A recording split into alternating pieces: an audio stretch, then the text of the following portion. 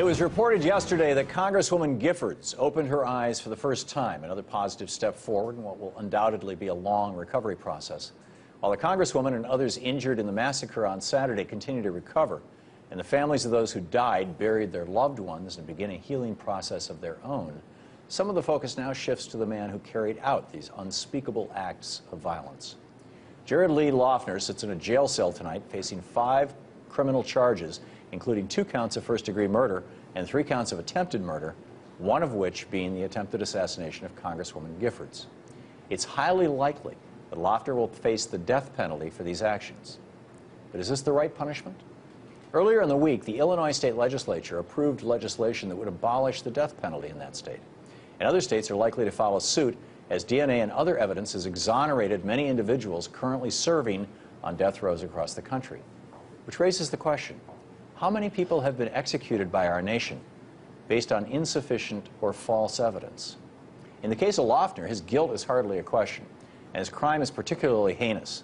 When a 9-year-old little girl is killed, even the staunchest of death penalty critics may yield to the harshest of punishments. But should they? Here to talk about why the death penalty is the wrong answer, even in a situation like this, is actor and anti-death penalty advocate and activist Mike Farrell. Mike, welcome to the program. Thank you, Tom. Nice to be with you. It's pretty obvious, Mike, that Loughner is guilty. How do you respond to people who say that only his death will bring them closure, particularly those people who are associated with the victims? Well, the closure myth, and I believe it is that, is something that prosecutors have pushed for a long time based on the notion that people who are in great pain would love to have some sense that this pain will end at a given point, and the prosecutors would have them believe that the execution or the death of the presumed perpetrator of the crime that took their loved one will do that. But experience has shown that one simply does not suddenly stop feeling the loss of a loved child or husband or wife or parent as a result of the death of the perpetrator. So it's really a false premise, and it's one in which I think by which people are manipulated over time, just as they are by the other kind of old saws about the death penalty. But you know, I think the reality of the system, as has been demonstrated now by study after study and experiences throughout the country, is that it is simply unworkable. We are capturing, incarcerating, sentencing to death, and in some cases killing innocent people. We are certainly, we've become aware of that by the fact that we are now have exonerated almost 140 men and women who have been put through this horrendous process. It's, I'm sorry? I'm wondering if you see a relationship between the death penalty and the way we treat the rest of life, from our food, animals, to the natural world in general. Absolutely, Tom. Paulo Freire, the Brazilian educator, said it best as far as I'm concerned. He said, when we dehumanize another, we dehumanize ourselves. And I think that we have, as a result of the continued use of this particularly ugly practice in our society, we have calloused ourselves. We have, in my view, at any rate, tarnished our moral character, and in so doing, we find ourselves allowing things that would have been unthinkable and even unspeakable not long ago, such as torture. Mike, do you think that George W. Bush, had he been the kind of person who would oppose the death penalty rather than embrace it and use it over 100 times, would have been less enthusiastic about bombing Afghanistan and Iraq, for example? Well, one can only, speculate in a situation like that. But, Governor Bush paid very little attention to the cases that came before him and killed 152 people, the most of any governor until his successor, Mr. Perry, who has now beaten his record, if one can call it that. But certainly, if one is concerned about life, if one is involved with, in some compassionate way with human life, you don't unleash a tirade against a country that results in hundreds of thousands of deaths of innocent people, certainly not on the basis of the fractured and dishonest evidence that the Bush administration brought forward. Mike, you mentioned the people that George Bush put to death. It's becoming increasingly evident that at least one of those people was an innocent man. What should we do with public officials who, through malice or negligence, put to death innocent people? Well, one of the things that we hold in law today is that prosecutors and people who are responsible for these kinds of actions, if it can be considered that they were doing their job with the right attitude, cannot be held accountable. I think that we ought to do away with that. Certainly, any thoughtful society ought to hold people accountable no matter what their station. And when somebody has the opportunity and the privilege, if you will, of making a determination that involves one's life, absolutely one has to be, it seems to me, responsible for having made a mistake. In the case of Cameron Todd Willingham, who was not George Bush's victim, but in fact Governor Perry's victim, the gyrations, the political gyrations the state of Texas is going through today to try to avoid acknowledging the fact that they killed an innocent man is staggering. And during Mr. Bush's term in office as governor, he killed people who have since been found by all the available evidence to be innocent. Yeah. Mike Farrell, thanks so much for being with us tonight and for the great work you're doing. Thanks, Tom. Now to hear from the other side of the debate over the death penalty, I want to welcome Ken Klukowski, attorney and senior fellow at the American Civil Rights Union and co-author of the book, The Blueprint, Obama's Plan to Subvert the Constitution and Build an Imperial Presidency. Ken, welcome. Thank you. Thank you for having me. Nice to have you with us. An imperial presidency? Are you sure you didn't mean Bush? Well, by imperial, what we mean is any exertion of presidential power that exceeds the limits that the Constitution puts on the powers of the presidency. Okay. If you don't trust the government to provide health care, and I'm assuming you don't, True. Why do you trust the government to kill you? Because punishment, and I wouldn't say it's a matter of killing. I think I want to look at in the broader context that one of the purposes of government is to enforce justice, is that those who have been injured need to be able to be made whole, and those whose actions are crimes, that they actually harm the social fabric, the essence of our culture, that we as a people together impose sanctions for it. That's what the criminal law is. It is retribution. So are you suggesting that by violating basic Mosaic law, basic human law, basic natural law, by killing, we are making ourselves whole?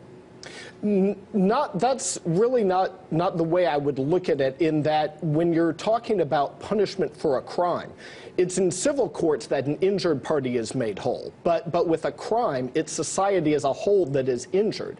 In the issue, so society is made whole by society killing a person? It can't take back the past. The issue is that punishment needs to meet the demands of justice. That punishment has to be of a sufficient nature that it's appropriate for the crime. And in the case of the crime of the taking of an innocent human life, yes, it's been the case throughout thousands of years of Judeo-Christian belief that the death penalty, capital punishment, is appropriate when someone kills an innocent human being. Well, during those same thousands of years, women were the property of men and slaves were the property of you know, whoever happened to be the top race or group at the time. Isn't it possible that societies can grow and evolve and become more humane?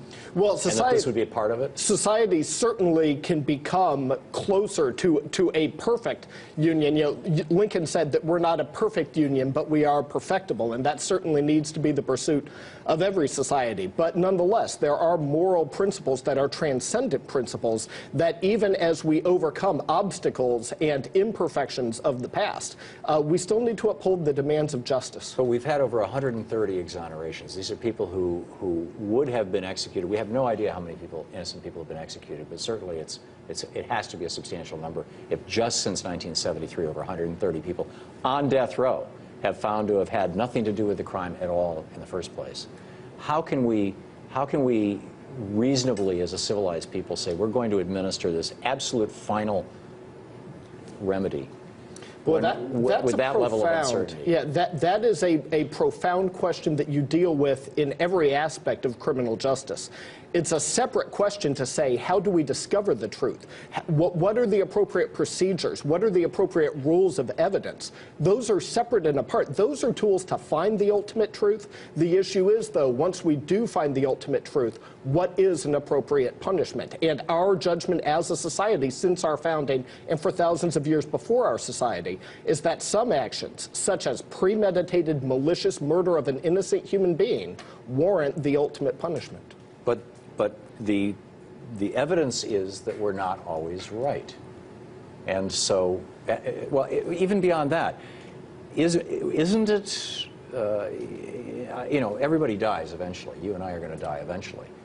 Isn't it really kind of a more, not just, but a more punishment to tell somebody that they're going to have to relive the rest of their natural life in a prison with the horror that they committed, rather than giving them an easy out with a nice, quiet, painless injection? Well, this is a poignant time to consider it. I used to live 12 minutes from where the tragedy happened, in Tucson, Arizona, and I'm acquainted with Congresswoman Giffords. I used to shop at that Safeway there. And so this is definitely a time to seriously ask those questions, and I'm glad we are having that discussion.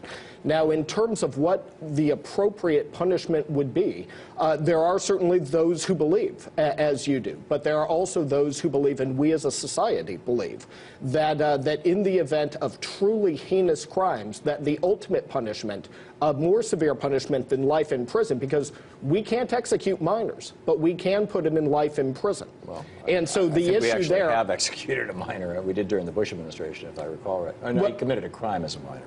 But just look at these numbers. In 2009, police chiefs found that only 2% of them rated the death penalty as effective in deterring crime. In 2006, Gallup poll found 65% of Americans support the death penalty when you simply ask them that question, yes or no. But then when you ask them, would you prefer the death penalty or life in prison without the possibility of parole, it became 48 to 47. In other words, the majority preferred life in prison without parole. Now, obviously, we don't decide things like the death penalty based on a poll. But, and then these statistics, the southern states in the United States have 80% of all the executions and the highest murder rates. The northeastern states have only 1% of the executions, the lowest murder rates. Around the world, the countries that have the death penalty have higher murder rates.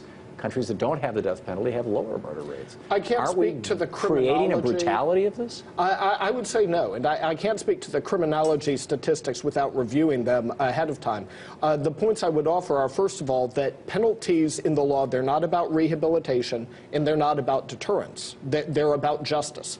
And that is the underlying code of our moral code of our criminal law. If we put it simply in the block of justice, then again, it seems to me that the way that the European countries have gone of saying you will be in prison until the day you die, period, no option, is a harsher penalty than, you know, 6 months from now we're going to turn the lights off and you'll be gone. Well, in a democracy, you have every right to make that debate. And that's why what the ultimate punishments are, those are democratic issues to be decided by the people through the ballot box and who through we elect. As in small d democracy. Yes, thank you very much. Thank you, Tom. Appreciate you dropping on. Thank you. Thank you, Ken. Illinois Governor Pat Quinn is still considering whether or not he'll sign legislation abolishing the death penalty in his state. I personally hope he does sign it. As long as the death penalty resides in our criminal justice system, in my opinion, our culture of violence will persist. Let's get the other 35 states in our nation on board with prohibiting the death penalty as well. You know, I think probably to this point, Martin Luther King Jr.'s widow, Coretta Scott King, said it best. And this was absolutely a brilliant quote from her.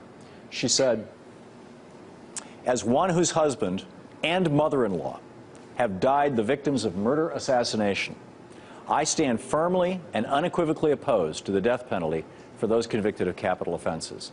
An evil deed is not redeemed by an evil deed of retaliation. Justice is never advanced in the taking of a human life. Morality is never upheld by a legalized murder." This is from a woman whose husband and mother-in-law were both assassinated. Violence ultimately always returns to the violent. When we perpetrate violence on others, even in the name of justice, we coarsen ourselves. We become the violent. And as we become the violent, particularly when it's done in the name of society, our society becomes the violent. The war in Iraq and Afghanistan are great examples. Martin Luther King, in his speech on Vietnam, speeches, actually, his most famous speech, arguably, one about Vietnam, made the point that the war will come home, that when we visit brutality and violence on others, that brutality and violence comes back to our society. I mean, there's the obvious practical piece of this. You send young men off to war, they learn to kill or be killed, they see horrible violence, and then they come home and you expect them to get a job at Burger King or something, and, or anything, you know, become a physician, and they're carrying that horror with them.